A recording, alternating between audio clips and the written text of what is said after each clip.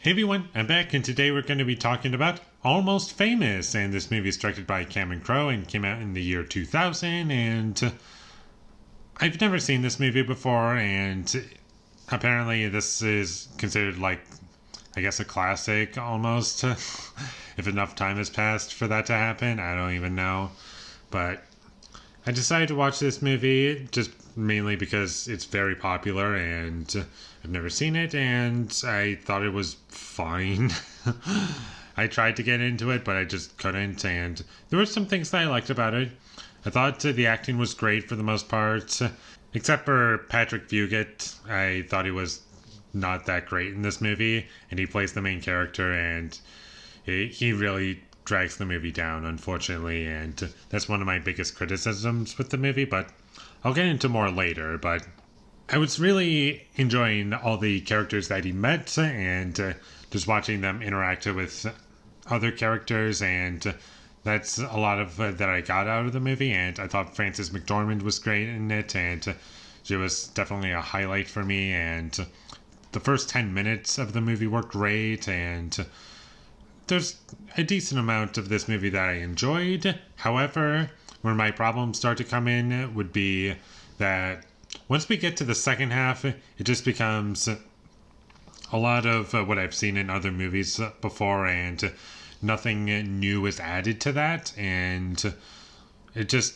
I don't feel anything, and I stopped connecting to the story and the characters, and I'm emotionally checked out because it's just a bunch of stuff I've seen before, and I just wish the movie was over and it would be shorter. And apparently there's a director's cut that's like almost 3 hours long, and I'm glad I didn't watch that because I would have to be just watching more of what I'm not that attached to. And there's nothing particular about this movie that I hated or disliked, really.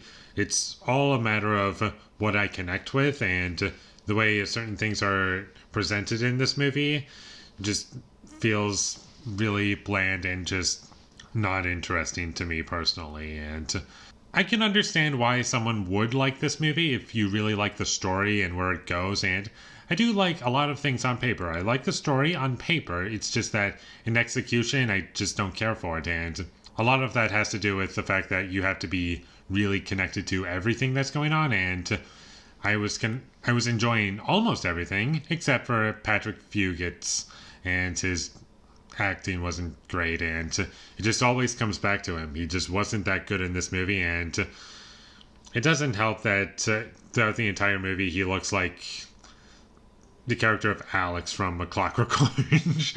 Like, that's all I saw throughout the entire movie, and I was like, I just want him to say "my brothers," and that'll just be perfect for me.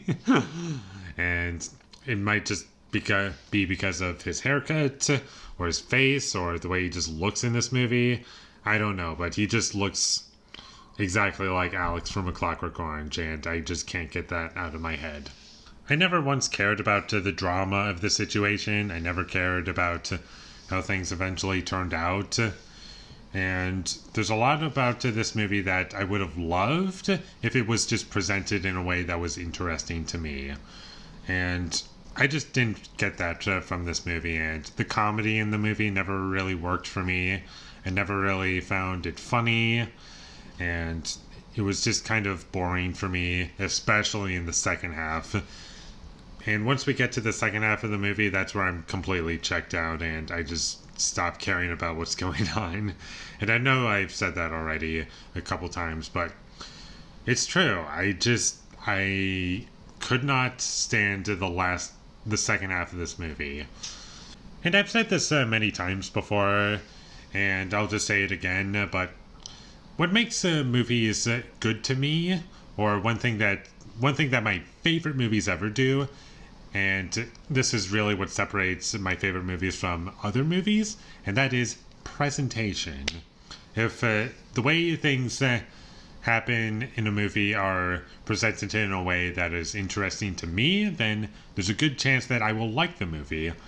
And it gives me a lot to chew on and wanting to think about things and care about the characters, but I just don't get that here, and since I don't get that here, I'm left with nothing, and I just think get anything out of this movie, unfortunately. And I'm also a person that doesn't really care what happens in a movie. I care more about how things happen in a movie, because that's really the major contributing factor to all of this is how. Not what, but rather how. And because the how wasn't all that impactful for me, this is why I feel the way I do. I'm just not into it. And that's about all I have to say about Almost Famous. I understand that there are a lot of people who really love this movie, and it's very popular, and if you love it, then more power to you. As I say with a lot of movies that I'm not that into, that I know a lot of people like, don't let me stop you from enjoying it, because you have the right to your opinion. Never forget that.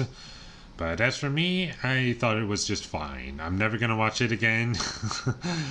And I just have no interest to check out the director's cut either. So, with all that being said, I'm going to give Almost Famous a 5 out of 10.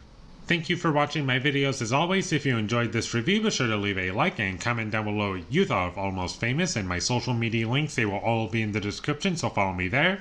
And last but not least, subscribe to be a part of Foley Nation, and I'll see when I get my next review up, and that is going to be for Monty Python's Life of Brian. So look forward to that, but until I get that up, thank you for watching and have a great day.